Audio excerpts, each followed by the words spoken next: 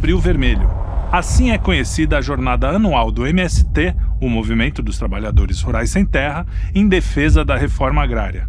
Todo ano, no mês de abril, seus manifestantes promovem uma série de invasões de terras pelo país inteiro para lembrar o massacre de Eldorado do Carajás, ocorrido em 17 de abril de 1996. Na ocasião, 21 manifestantes foram mortos num confronto com a polícia. Mas esse trágico encontro não foi o único. No momento em que a tensão no campo parece aumentar de novo, vale a pena a gente destrinchar um pouco essa história para responder algumas perguntas. Afinal, de onde vem o MST? Qual a sua identidade? Quem são seus líderes? Quem pode responder pelos seus atos? David Agape, jornalista investigativo, foi buscar essas respostas. E o que ele descobriu, a gente vai te contar agora no primeiro episódio da série Quinto Elementar. O MST é um movimento de morte. Ele é extremamente organizado e extremamente verticalizado. Eles se infiltraram na Igreja Católica.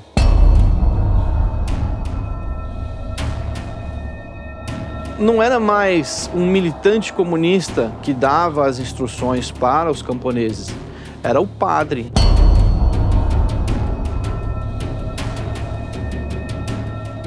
Então eles quebram, eles depredam, eles causam o terror. E é o pessoal do dinheiro que vai apoiar o MST.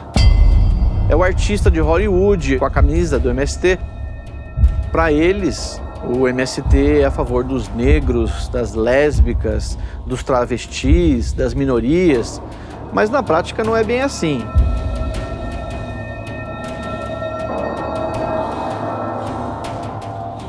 Por incrível que pareça, o MST não existe.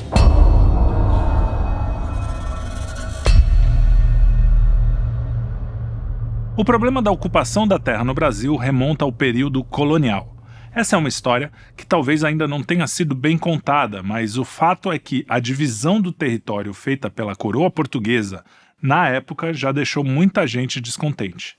Poucos foram os privilegiados e muitos os excluídos. Não havia uma preocupação com a extensão das propriedades concedidas a uma única pessoa. O resultado é que os latifúndios já aparecem nesse Brasil que engatinhava, causando a revolta de muitos camponeses. De lá para cá, muita água passou debaixo da ponte. Não vamos aqui fazer uma análise histórica da luta pela terra, ainda mais porque muitos privilégios também foram criados durante a República Velha, e teremos outras oportunidades para mexer nesse vespeiro. Apesar dos avanços tecnológicos que transformaram completamente o agronegócio nos últimos anos, os erros do passado deixaram as suas marcas, e a reforma agrária é, sim, ainda uma pauta legítima, mas que, como veremos, foi completamente sequestrada por movimentos de esquerda. Durante o século XX, os marxistas, os comunistas tentaram insuflar os camponeses no Brasil, de diversas maneiras, para tentar fazer a sua tão sonhada revolução. No entanto, o Estado brasileiro sempre conseguiu destruir essas iniciativas porque elas eram muito dispersas. Os comunistas então perceberam que precisavam de algo que aglutinasse essas pessoas. Foi aí que entraram então as comunidades eclesiais de base. Eles se infiltraram na Igreja Católica. Então, não era mais um militante comunista que dava as instruções para os camponeses. Era o padre, era o líder da paróquia, o líder religioso daquela pequena comunidade que servia como um instrumento de transmissão da mensagem para que esses camponeses fizessem parte de algo maior, algo mais coeso, e algo que seguia todos os princípios do marxismo. E essas pessoas não percebiam que elas eram manipuladas, porque elas confiavam no padre, elas confiavam no líder daquela comunidade religiosa e acreditavam que aquilo tudo era para um bem maior, que era para ajudar a comunidade, ajudar os pobres. E no final das contas, elas acabavam seguindo a cartilha marxista sem perceber. Foi a fusão da ideologia marxista com a teologia da libertação que conseguiu canalizar o sentimento de injustiça dos camponeses. Simplificando, a teologia da libertação é uma leitura das Sagradas Escrituras a partir da perspectiva dos oprimidos, que condena o capitalismo, considerando um sistema anti-humano e anticristão que ganhou força na década de 1960. E foi a criação da CNBB, em 1952, que tornou possível o casamento entre a base conceitual da teologia da libertação com a ação prática das ligas camponesas. Em 1975, foi criada a Comissão Pastoral da Terra, um órgão da CNBB vinculado à Comissão Episcopal para o Serviço da Caridade, da Justiça e da Paz, que se configurou na principal organização por trás da criação do MST. Diversos clérigos abraçaram a teologia da libertação, definindo ideologicamente que o capitalismo, em hipótese alguma, traria justiça social para o campo. Assim, surgiu a possibilidade de fundar uma pastoral que atuasse como apoio aos camponeses e trabalhadores rurais nas áreas onde eles eram vítimas de injustiças. Seria uma pastoral de conflito. Por incrível que pareça, o MST não existe, pelo menos como entidade jurídica. Por esse motivo, o MST também precisa de organizações que fazem também a parte estratégica. E a principal delas é a Comissão Pastoral da Terra. Essa comissão ela se confunde com a própria instituição do MST e é ligada à CNBB da Igreja Católica. Então não existiria o MST sem a teologia da libertação e a Comissão Pastoral da Terra. Mas já em 1937, 2 anos antes do início da Segunda Guerra Mundial, foi fundado o Conselho Mundial de Igrejas, uma organização ecumênica em nível internacional que congrega igrejas protestantes. A criação do CMI se deu em um seminário realizado na Universidade de Oxford, Inglaterra, do qual participaram representantes da nata do establishment anglo-americano. Essa organização, que tem se envolvido em questões de justiça social e direitos humanos, incluindo a questão da reforma agrária, se tornou a mãe de diversas outras organizações mundo afora. No livro Máfia Verde, de Geraldo Luiz Lino, Silvia Palacios e Lorenzo Carrasco, vemos que o Conselho Mundial de Igrejas é integrado pela Igreja Anglicana, cujo chefe é o monarca da Grã-Bretanha, e outras igrejas protestantes. A Igreja Católica, apesar de não integrá-lo, envia representantes às suas reuniões. O Conselho e sua rede de ONGs associadas têm financiado ativamente o aparato internacional de direitos humanos e, igualmente, têm apoiado ativamente levantamentos separatistas, como o Exército Zapatista de Libertação Nacional em Chiapas, no México. O Conselho Mundial de Igrejas, que é ligado diretamente à coroa britânica, lá em 1937, foi o embrião disso tudo. Então, por mais que o protestantismo não tenha mais tanta conexão com o MST, ele também tem a sua participação nesse processo. E foi assim, com o apoio de uma parte da igreja contaminada pelo marxismo, que o MST ganhou corpo. Ainda hoje, no Brasil, muitos padres apoiam o movimento, apesar de toda a violência que ele promove.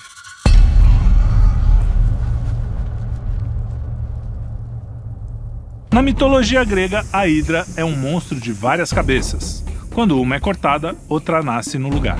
Assim parece ser o MST, um movimento onde não existe apenas um líder, mas isso não significa que não haja ordem. O MST ele é extremamente organizado e extremamente verticalizado. Então as ordens vêm de cima.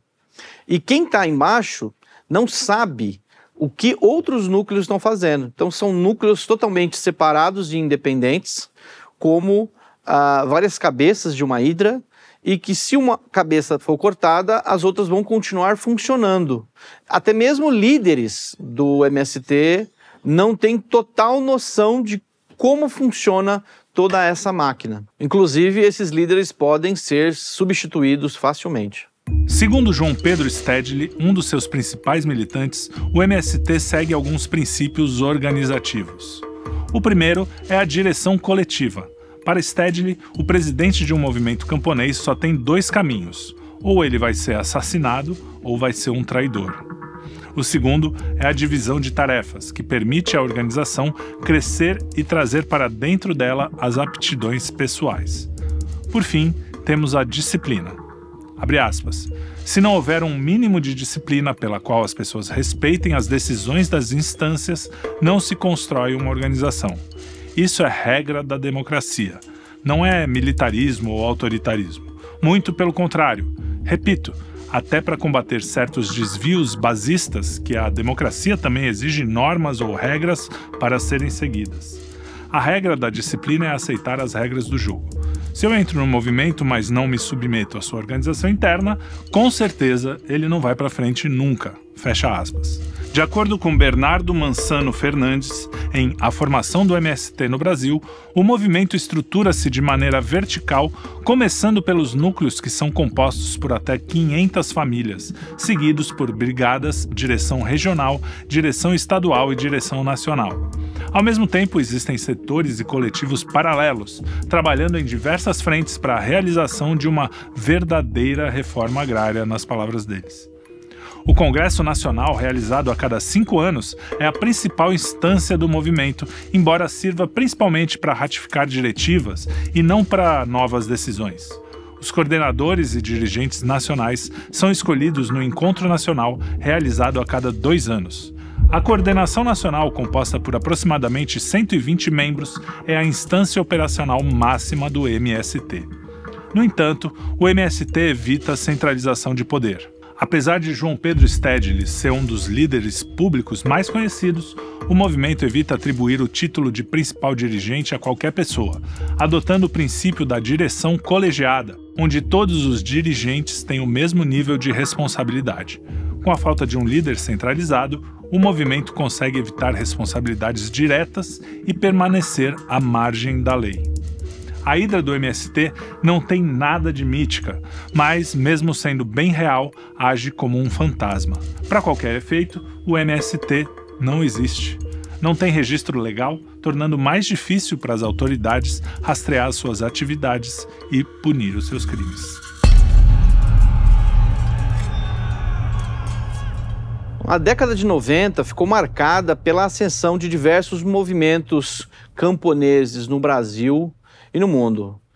Foi o que aconteceu em Chiapas, no México, com a revolta dos zapatistas, que inclusive inspiraram o MST e são mais violentos do que os militantes do MST. Tem também a criação da Vila Campesina, que difundiu essas ideias internacionalistas pelo mundo todo. E nessa época também surgiu o MST. E o que eles perceberam? Que quanto mais violentos eles eram, mais atenção eles ganhavam da imprensa. Então a violência se tornou um método de difusão de suas ideias. Isso lembra um pouco do que foi feito durante os protestos de 2013, aqueles black blocs que faziam quebra-quebra geral para ganhar essa atenção da imprensa. Em 9 de agosto de 1995, ocorreu o massacre de Corumbiara, em Rondônia. Em 14 de julho daquele ano, cerca de 2,3 mil sem-terras ocuparam a fazenda Santelina, em Corumbiara. A ocupação da fazenda Santelina foi um dos 440 conflitos por terra que ocorreram no Brasil em 1995 e um dos 15 que aconteceram em Rondônia daquele ano. Os dados são da Comissão Pastoral da Terra. Cerca de 194 policiais militares foram enviados ao local para tentar cumprir as ordens judiciais de desocupação do terreno. O conflito entre os policiais e os sem-terra deixou 12 mortos, sendo 9 assentados, 2 policiais militares e um homem não identificado que ficou conhecido como H05. Além das 12 mortes, a operação contabilizou 64 feridos, 53 assentados e 11 policiais. 355 pessoas foram detidas por resistência. Até hoje, o MST e a Comissão Pastoral da Terra lembram do episódio como demonstração da violência governamental em relação aos sem-terra.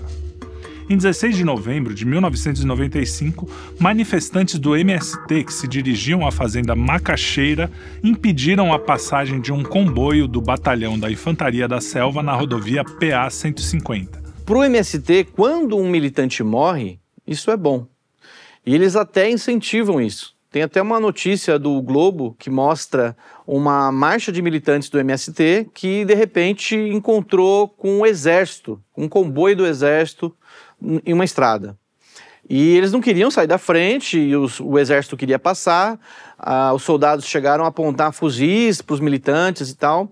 E aí, com os fuzis apontados para eles, eles saíram da frente. E aí o líder do movimento ficou muito bravo, dizendo, olha, vocês tinham que ter ficado lá, vocês não deveriam ter saído, porque se eles tivessem atirado nos militantes, seria bom pra gente, porque a gente ia ganhar a comoção geral. Então o MST é um movimento de morte, ele incentiva a morte como estratégia de difusão de ideias. Mas isso dos integrantes de baixo clero, os líderes mesmo não são afetados por isso, né? Então os militantes são utilizados como bucha de canhão nessa guerra política do MST. Provocar a guerra. Essa sempre foi a tática do movimento. Em 2001, integrantes do MST destruíram 2 hectares de soja transgênica em uma fazenda da empresa Monsanto no interior do Rio Grande do Sul.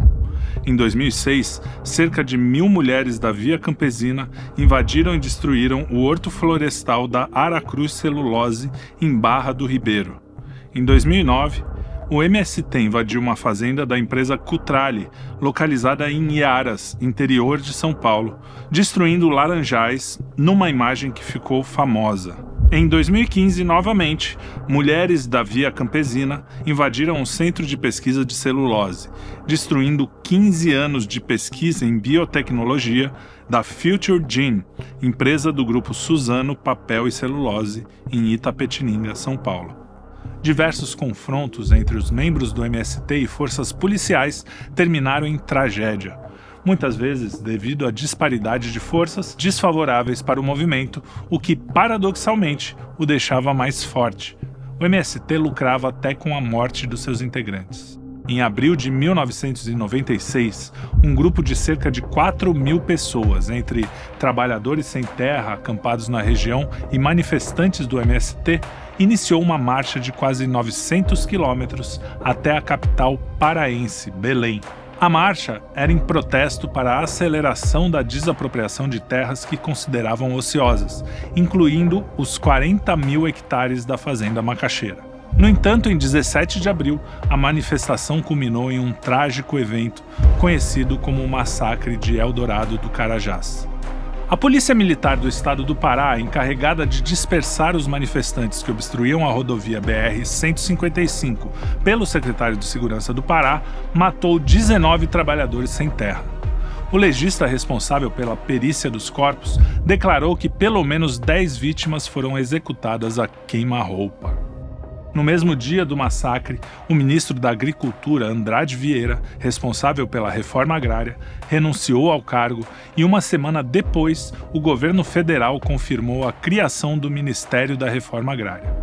As terras da fazenda Macaxeira em disputa, desapropriadas, foram entregues em abril de 1997, resultando na formação do assentamento 17 de abril. É esse massacre que é relembrado todos os anos quando os trabalhadores sem terra celebram o Dia Internacional de Luta Camponesa, marcado por um intenso calendário de ações conhecido como o Abril Vermelho. Este ano, foram 30 invasões em 30 dias por 20 estados do país. E contou com uma mãozinha, é claro, do Ministério da Reforma Agrária do PT, que mandou uma diretriz para que as polícias estaduais não interferissem nas manifestações com prisões por invasão de propriedade, por exemplo. Vivemos em um momento ímpar em que o governo, por antecipação, sai em defesa de prováveis invasores de terra, praticamente incentivando o cometimento desses crimes. O massacre de Eldorado do Carajás também é constantemente lembrado durante encenações nos acampamentos para a prática da mística da qual falaremos daqui a pouco. Em 25 de fevereiro de 1997, o jornal Estado de São Paulo publicou o editorial o MST gostaria de ver sangue. O MST se torna mais violento e intransigente à medida que a reforma agrária avança e o governo vai cumprindo as metas para o assentamento de famílias sem terra. Abre aspas. O paradoxo é apenas aparente, porque a ação do governo ameaça a natureza do movimento e lhe subtrai pretextos para a radicalização, por intermédio da qual os seus líderes se promovem. Derrubar cercas, destruir benfeitorias, enfrentar fazendeiros e empregados armados supre a fantasia revolucionária dos líderes de modo que soluções não são bem-vindas. Fecha aspas. Um dos líderes mais conhecidos do MST é José Rainha Júnior. O José Rainha é uma figura mitológica dentro da história do MST. Ele é conhecido pela sua forma truculenta de agir contra as outras pessoas e ele já foi preso diversas vezes por assassinato e por extorsão, tanto dos fazendeiros quanto dos assentados. E qual que era a estratégia dele? Invadir essas terras e depois cobrar para devolver. Em 1996, Rainha foi a inspiração para o personagem Regino, um líder sem terra na novela Rei do Gado. De acordo com o autor da trama, Benedito Rui Barbosa, o líder sem terra representava o arquétipo do combatente rural na luta pela reforma agrária. O personagem foi fundamental para humanizar a figura do sem terra diante das acusações de violência no campo. Coincidentemente, ou não, a novela foi exibida depois da condenação de Rainha por assassinato e um ano antes do julgamento em segunda instância que o inocentou. A percepção pública sobre o MST sempre foi muito negativa. Mas isso mudou após a novela O Rei do Gado. O José Rainha foi a inspiração para alguns dos personagens utilizados na novela e isso mudou muito a cabeça da população. José Rainha Júnior está presente em mais de 40 processos judiciais no estado de São Paulo, envolvendo conflitos de terras, atos de violência e crimes que vão desde formação de quadrilha até extorsão. O José Rainha, como eu disse, ele é muito agressivo. Tão agressivo que ele foi expulso pelo próprio MST. E aí ele fundou a sua própria organização, que é a FNL, que domina a região de Paranapanema, entre o Paraná e São Paulo. O primeiro caso notório envolvendo Rainha remonta a 1989, quando foi acusado de matar um fazendeiro e um policial em Pedro Canário, Espírito Santo, durante um conflito agrário.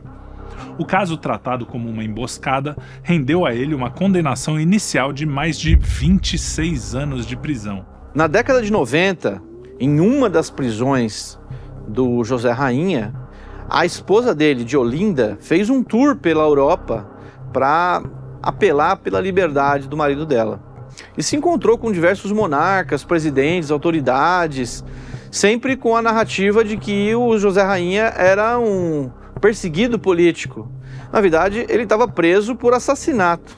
Rainha foi absolvido em segunda instância, decisão influenciada pelo apoio internacional e pressão de organizações como a Christian Aid, a Oxfam e Amigos da Terra, que patrocinaram a ida de sua esposa Diolinda, então alta dirigente do MST, à Europa em 1997, para evitar a sua prisão. Na França, Diolinda foi recebida por Danielle Mitterrand, a primeira-dama de então. No Brasil, uma marcha de trabalhadores sem terra chegou à cidade para acompanhar o julgamento. Lideranças petistas, entre elas Luiz Inácio Lula da Silva, estiveram na cidade e defenderam a absolvição de Rainha. Lula disse à época, abre aspas, "Minha solidariedade é mais do que política, é de irmão para irmão, de companheiro para companheiro. Esse julgamento tem forte componente político", fecha aspas. Em 17 de novembro de 1995, Diolinda e Zé Rainha foram presos, acusados de formação de quadrilha e receptação de armas. Quando foram libertados, a notícia foi comemorada por várias personalidades influentes, incluindo o cardeal arcebispo de São Paulo, Dom Paulo Evaristo Arnes, e o dominicano Frei Beto, que no dia da decisão do juiz visitaram o casal. Abre aspas. é a vitória da causa da reforma agrária, sem a qual nenhum dos outros problemas graves serão solucionados no país, disse o cardeal. Poucos meses depois da sua absolvição no caso de assassinato, em 1998, rainha e esposa foram agraciados com uma concessão de uso da terra. O título foi entregue pessoalmente pelo então governador paulista Mário Covas, do PSDB, que desde a posse no cargo não conseguiu de rainha mais do que 6 meses de trégua nas invasões de fazendas na região do Pontal do Paranapanema. E o José Rainha foi preso mais uma vez nesses últimos anos e novamente por extorquir fazendeiros. E novamente ele recebeu apoio de várias personalidades e famosos. E um fato interessante é que o José Rainha ele não é um sem terra, ele é um com terra, porque ele já recebeu terras do governador de São Paulo, mas mesmo assim ele continua fazendo invasões. Ele nunca está satisfeito e ele sempre vai querer mais.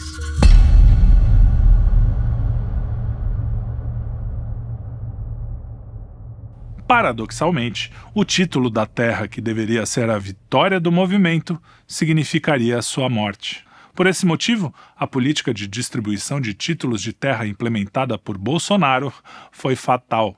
Entre janeiro de 2019 e agosto de 2022, o INCRA emitiu mais de 400 mil documentos de titulação, beneficiando famílias em áreas de reforma agrária e terras públicas em todo o Brasil. Apenas em 2022 foram emitidos 124.954 títulos. No governo do Bolsonaro, o MST tomou um grande golpe. O Bolsonaro aumentou de forma muito grande a distribuição de títulos de terra, só que ao invés dele distribuir para o movimento, e o movimento ia redistribuir para os assentados, o Bolsonaro passou a entregar esses títulos diretamente para as famílias, o que deixou o MST com muita raiva. Porque antes era o MST que coordenava essa distribuição dessas terras. E teve até uma reportagem da TV Record que mostra que muitos desses assentados não queriam mais fazer parte do MST e eles eram obrigados, eles eram coagidos a fazer parte do movimento. A mudança no modelo de distribuição de terras promovida no governo Bolsonaro foi um golpe duro no movimento. A titulação das propriedades rurais da reforma agrária diminuiu a influência do MST sobre os assentados e abriu uma frente eleitoral em um terreno tradicionalmente controlado pelos partidos de esquerda. Nunca devemos nos esquecer de que não é a terra que interessa ao movimento, mas a revolução. A luta pela terra é um pretexto que deve ser preservado. No limite, a implementação da reforma agrária seria o fim do MST. O MST não é um movimento em prol da reforma agrária, eles não querem isso. Por mais que terras sejam distribuídas para todas as pessoas que não têm terra, né, todos os assentados no Brasil, o MST continuará lutando para a aplicação, para a implementação do comunismo no Brasil. Esse é o fim do MST. Esse é o objetivo final do MST. É a revolução que importa. Mesmo com a mudança de status de um sem terra para um com terra e a promessa de que iria passar a produzir, José Rainha não parou com as invasões. Em 11 de setembro de 2003, Diolinda teve a prisão decretada devido a um processo de 2000. A prisão ocorreu após uma ação movida pelo Ministério Público de Teodoro Sampaio, acusando Diolinda e outros 10 líderes do MST de formação de quadrilha para cometer crimes na região. Na ocasião, ela foi defendida pelo advogado petista Luiz Eduardo Greenhalgh. O MST segue aquela estratégia de falem bem ou falem mal, mas falem de mim. Então eles quebram, eles depredam, eles causam o terror aos fazendeiros e quanto mais as pessoas ficarem assustadas e em pânico, mais o MST ganha com isso, mais ele ganha publicidade com esses atos. Mesmo com tanta violência, o MST parece blindado.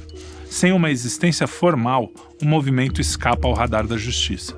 de Olinda foi contratada como secretária parlamentar pela deputada Sâmia Bonfim, do PSOL, em 2022, com um salário anual total de mais de R$65 mil. Essa contratação gerou questionamentos sobre possíveis conflitos de interesse, pois Sâmia fazia parte da comissão parlamentar de inquérito do MST. Eu acho que o MST nunca vai deixar de existir, por mais que ele possa perder a sua força. Eles têm as costas quentes, né? Então não tem como. Teve, por exemplo, vou dar um exemplo. Houve uma invasão no Congresso no 8 de janeiro, com vários velhinhos que foram lá e muitos até cometeram atos de vandalismo. Foram presos e condenados com penas altíssimas, 17 anos de prisão. O MST já fez isso em diversas ocasiões. A invasão mais violenta da história do Congresso foi feita pelo MLST, que é uma dissidência do movimento, mas na realidade é quase a mesma coisa. Eles invadiram, eles quebraram tudo, teve um dos seguranças da Câmara, teve traumatismo craniano. Foi feio o negócio. Tacaram fogo em veículo e não deu nada. Ninguém foi preso, ninguém foi obrigado a ressarcir os cofres públicos, porque teve muito prejuízo. O MST fez atos absurdos em toda a sua história, como eu disse, inclusive assassinatos, e ele segue impune até hoje. Pois é, o Brasil é o paraíso dos contraventores, dos narcotraficantes e desses movimentos como o do MST. Nada acontece com esses criminosos, mesmo que alguns dos seus líderes eventualmente sejam presos. Enquanto o movimento conseguir costurar as suas relações políticas, continuarão apelando para a violência e causando o terror no país. As autoridades conseguem enquadrar uma cabeleireira munida de um batom numa trama que supostamente visava derrubar o Estado democrático de direito, mas são incapazes de estabelecer as conexões entre os crimes cometidos pelos integrantes do MST e o movimento em si. Pichou a estátua? Golpe de Estado. Assassinou, extorquiu, roubou, pilhou, assediou, em conjunto com companheiros. É só um crime comum. E já houve diversas CPIs para investigar o MST, mas nunca eles foram pegos ou responsabilizados, porque eles utilizam essa estratégia de descentralização e o fato de não haver uma entidade jurídica formal por trás para se livrarem de tudo isso. Teve há um tempo atrás uma CPI que investigou os ataques do MST em uma fazenda, e eu vi essas imagens e elas são brutais. Animais totalmente trucidados de forma animalesca pelos militantes. Coisas assim absurdas. E o MST, como eu disse, ele utiliza essa prática de forma recorrente. Não é um ato isolado. Eles fazem isso frequentemente. E isso é bastante coisa para um movimento que não existe. O fantasma do MST continua assombrando muitos brasileiros. Quem vive na cidade e passeia pelo supermercado, distraído com as redes sociais na seção de congelados, não faz ideia do pavor a que está submetido o produtor rural. Mas eu não acho que o MST ele é um movimento terrorista no sentido clássico. Por exemplo, realizando atentados como o Hamas, ou seguindo a cartilha do Marighella. Mas eu percebo que o MST pratica atos de terrorismo, de certa forma, contra os fazendeiros. Por exemplo, imagina se você é um produtor de terra, né, um produtor rural, que tem a sua propriedade, tem os seus animais, tem a sua plantação e você mora geralmente numa área mais afastada. E a qualquer momento milhares de militantes podem aparecer e querer matar os seus animais ou até mesmo atentar contra a sua vida. Então o produtor sempre está lá com medo, em pânico e em terror. Então sim, o MST pratica alguns atos que podem ser enquadrados sim como um ato terrorista. Mas a gente já viu aqui que o movimento tem as costas quentes. Vai ser preciso muito esforço político para enquadrar o MST como organização terrorista. MST, PCC, Comando Vermelho, todas essas organizações que deveriam estar à margem da sociedade gozam de privilégios que nenhum brasileiro de bem tem acesso. Advogados às pencas, bom relacionamento nas altas esferas do poder, apoio de artistas e da mídia. E eu queria frisar que o MST não tem nenhuma utilidade no Brasil. Ele não faz o bem para ninguém. Vou dar um exemplo. Muitas vezes dizem que o MST faz atos de caridade, ajuda pessoas, faz doações, né? Por exemplo, quando foram feitas doações para as pessoas no Rio Grande do Sul, né? Que até caminhões foram barrados na estrada, mas não foi o MST que fez essas doações. Foram cooperativas de produtores que são ligadas ao MST de alguma forma, mas que muitas vezes são forçadas a isso. Então, quando se diz, olha, o MST está ajudando pessoas, não, o MST não ajuda, porque ele, na realidade, ele não existe. Como eu tinha dito antes, o MST não existe como entidade jurídica. Ele não é uma organização que tenha algum CNPJ por trás. Então, são cooperativas que fazem essas doações e não é o MST.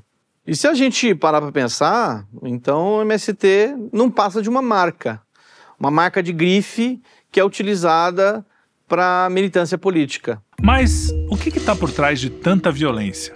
O que impulsiona os líderes de um movimento que, em tese, deveria buscar a justiça a continuar o seu banho de sangue? E como o MST consegue montar toda essa rede de proteção? A resposta é bem simples: dinheiro e poder.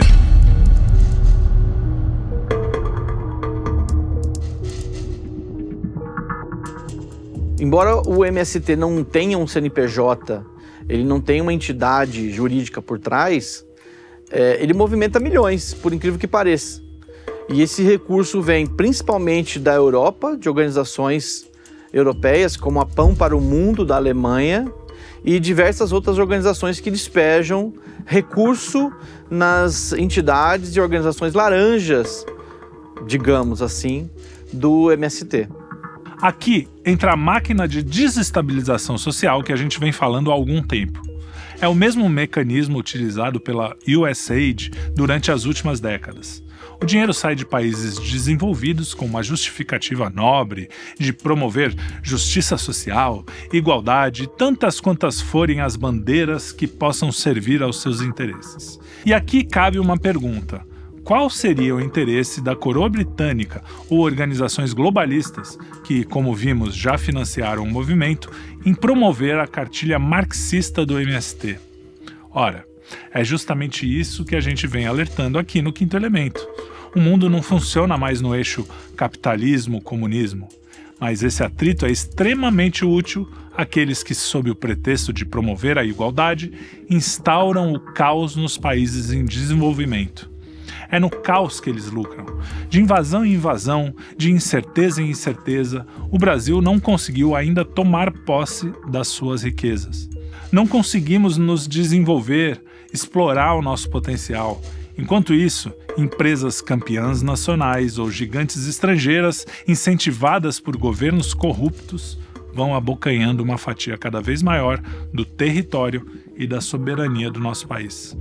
E aí que a mágica acontece. O dinheiro investido pelas organizações internacionais começa a fazer o seu caminho de volta. O MST começa a extorquir os próprios membros para atender aos interesses dos seus patrocinadores estrangeiros.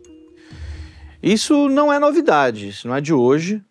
Inclusive o MST pega recursos, ele recolhe recursos entre os próprios assentados, que pagam uma mesada, e em muitos casos os assentados são coagidos a fazerem essas doações.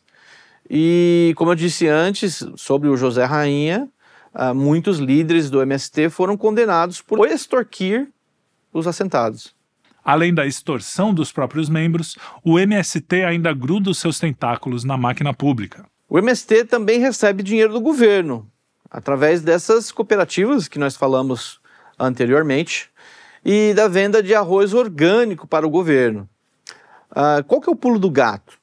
O governo Lula instituiu uma lei de que as escolas deveriam comprar e deveriam distribuir para os alunos arroz orgânico, porque seria mais saudável e tal.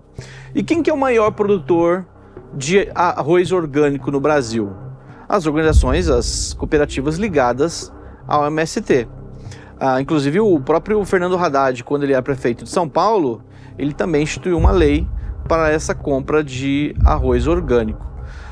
Mesmo que esse arroz orgânico não consiga abastecer nem a própria cidade de São Paulo, ele é vendido a um preço muito mais alto, pelo fato de ser orgânico, e esse recurso, esses milhões em recursos, acabam abastecendo os cofres do MST. Mas estamos na era do endeusamento do livre mercado. Só que livre mercado, que os liberais insistem em enxergar como um ente dotado da pureza que o homem não consegue ter, também trabalha para o MST, através das cooperativas de produtores ligados ao movimento. E o MST tem hoje uma nova fonte de renda.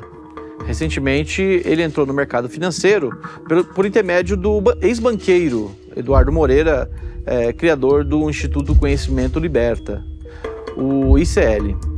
E ele tem feito isso através da venda de títulos do agronegócio. Então, como que funciona? O MST vende esses títulos e, conforme eles vão plantando e colhendo e vendendo os seus produtos, eles depois devolvem esses recursos com pequenos juros. É claro que isso não é ilegal, não é algo errado ou ilegal eles fazerem isso, mas é importante também a gente descrever esse processo de como que isso é feito. E é claro que onde está o dinheiro, também estão os seus idólatras. Correndo atrás do dinheiro, os homens vão se organizando numa estrutura diabólica. O MST tem ligação com diversos partidos políticos de esquerda no Brasil. PDT, PSB, PT, mas o principal deles é o PSOL. Embora o MST seja independente dos partidos políticos na sua elaboração de estratégias, eu vejo que quem manda é quem paga a conta. E quem paga a conta são as grandes organizações internacionais, como a própria Igreja Anglicana e outras organizações britânicas. Vocês lembram da história que eu contei da Diolinda viajando para a Europa? Quem financiou a viagem da Diolinda, esse tour da Diolinda pelo mundo, foi a própria Igreja Anglicana, segundo o jornalista Lourenço Carrasco, que escreveu o livro Máfia Verde. Qual seria o interesse da coroa britânica em estimular esse conflito rural no Brasil e em outros países? Eu não vejo eles como bonzinhos. Qual é o interesse? Eu acho que o principal é barrar o desenvolvimento de países de terceiro mundo e defender a hegemonia britânica. Inclusive o Eduardo Moreira, aquele que eu falei que foi responsável por colocar o MST no mercado financeiro, tem profundas conexões com a coroa britânica e ele foi agraciado com um título pela Rainha Elizabeth. Mas vem cá, o que aconteceu com a luta de classes? Onde foi parar a retórica revolucionária do movimento? E se ainda existe, como consegue persistir no mundo das redes sociais e do livre mercado? A gente viu uma transformação do discurso da esquerda que muitos acreditam ter origem na escola de Frankfurt. A luta entre opressores e oprimidos continuou, mas saíram de cena industriais e operários para dar lugar a brancos e negros, homens e mulheres, heterossexuais e homossexuais, bonecas reborn, pessoas de verdade, assim vai, né? O MST vem de uma linha marxista mais old school, mas ele precisou se reinventar nos últimos anos. Primeiro com a pauta verde, com essa questão do arroz orgânico, que eu falei para vocês. E aí, na sequência, ele foi para pautas mais identitárias, a pauta woke. Tudo isso para atrair o público urbano para a sua causa. Onde quer que fosse encontrada na sociedade uma célula de tensão, ali seria terreno fértil para as sementes da revolução. E plantar a revolução nos países em desenvolvimento, como já vimos, era extremamente útil aos países já desenvolvidos. Assim, o grande capital começou a financiar os seus antigos críticos, que agora, ao levantarem as novas bandeiras da luta contra a opressão, cumpriam o papel de manter a pirâmide social em pé, aumentando-lhe a base de sustentação. O wokeísmo foi amplamente irrigado por fundos bilionários que tinham interesse em controlar a economia mundial, freando as nações subdesenvolvidas que ameaçavam o seu domínio. O wokeísmo ainda é uma febre. Ele começou a ser incentivado nas universidades americanas e se espalhou pelas instituições da sociedade, chegando até mesmo, ora vejam, a corromper a mesma ala da Igreja Católica que deu credibilidade ao MST. O marxismo funcionou como um fio condutor de porcaria. A retórica da luta entre opressores e oprimidos parece ser persuasiva o suficiente para impedir que as pessoas pensem. E é o pessoal do dinheiro que vai apoiar o MST. Mesmo sem saber o que é a causa, não sabe o que é um assentamento, não sabe o que o assentado sofre, mas ele acha tudo muito bonito. É o artista de Hollywood, é o artista da Rede Globo, que vai desfilar naqueles grandes festas de Hollywood com um bonezinho do MST, com o bottom do MST, com a camisa do MST, fazendo propaganda do movimento, sem fazer a mínima ideia do que é realmente o MST.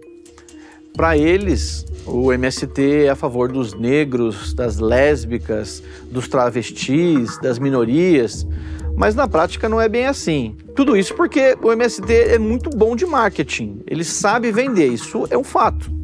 E muitas pessoas acabam comprando essa ideia sem ter a menor noção do quão nocivo o MST é. A Hydra se revelou também um camaleão. A cada circunstância, um novo discurso, um novo jeito de operar. A luta pela igualdade no campo se transformou em luta pela igualdade entre homens e mulheres, brancos e negros, heterossexuais, gays, lésbicas, bissexuais e daí ao infinito, como a gente já disse. A reforma agrária, no discurso, ainda é o objetivo final do MST, mas é praticamente um objetivo teórico. Se servir para insuflar os militantes, ótimo. No fundo, é a luta pela luta que vale. O produtor rural que tinha o sonho de ter um pedaço de terra para sustentar a família não passa mais de uma quimera anacrônica. A nova geração de soldados do MST é doutrinada a acreditar numa opressão constante que precisa ser combatida em nome de todas as minorias da humanidade. O identitarismo tomou espaço na luta pela terra, mas o identitarismo também é só mais uma ferramenta de controle. A mística é a parte mais importante do MST.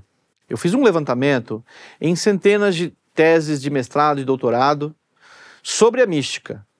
E o que eu vi foi uma coisa muito interessante. Não havia nenhuma crítica à mística. É sempre elogiando, é sempre exaltando a mística como uma coisa incrível. E o mais legal é que nenhum deles dizia o que de fato é a mística, porque isso é proposital.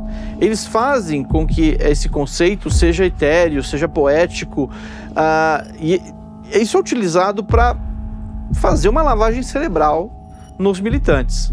Mas então o que é a mística? É a junção da teologia da libertação com o marxismo. E isso então cria um ambiente favorável para que a pessoa ache que não está participando do marxismo. Ela não percebe que a filosofia marxista, a teoria marxista está sendo colocada na cabeça dela. A mística é utilizada nos rituais diários dos assentados como forma de padronização de pensamento. É ela que faz a lavagem cerebral na cabeça dos militantes e que transforma um assentado, uma pessoa simples que quer uma terra, em um militante ferrenho pela reforma agrária. Poderiam até morrer por isso. É por isso que a questão religiosa ela entra também. Porque a mística é utilizada como aquele conceito da terra prometida, né? Que as pessoas, aquela terra que mana leite e mel, da Bíblia, e que as pessoas esperam ansiosamente, né? Ou o paraíso que os cristãos esperam, né? Então, o militante, ele passa a se tornar uma pessoa que não apenas quer terras, que quer propriedades, que quer justiça, que quer a reforma agrária, mas ele quer a revolução comunista, mas ele não sabe disso. E o próprio Sted, ele fala no livro dele isso, que através da mística eles convencem essas pessoas a morrerem pelo movimento. Como eu disse antes, o MST é um movimento de morte, e a mística, ela é utilizada nessa estratégia de convencer o militante de que ele pode e deve morrer pelo movimento. Num dos rituais, por exemplo, que está disponível no YouTube, você consegue ver os militantes fazendo uma encenação de como os militantes, né, de como os assentados são assassinados pela polícia, de como eles morrem. E eles acham isso muito lindo. As crianças repetindo diariamente esse ritual, e isso entra na cabeça da pessoa e ela não percebe mais a realidade, ela não consegue viver mais sem se imaginar dentro desse movimento messiânico que é o MST. É claro, o Messias não é o Stedley, mas a própria instituição que irá libertar essas pessoas da opressão e irá levá-las para a Terra Prometida. A foice e o martelo nunca deram conta de fazer a revolução. Sempre foi preciso aprisionar almas, colocar o cabresto nos combatentes e impedir-lhes a visão periférica. O homem precisa ser achatado em sua dignidade para aceitar a luta sem sentido. E com o avanço da tecnologia, convenhamos, essa parece ser uma tarefa cada vez mais fácil. Se continuar assim, o fantasma do MST nunca vai deixar de nos assombrar.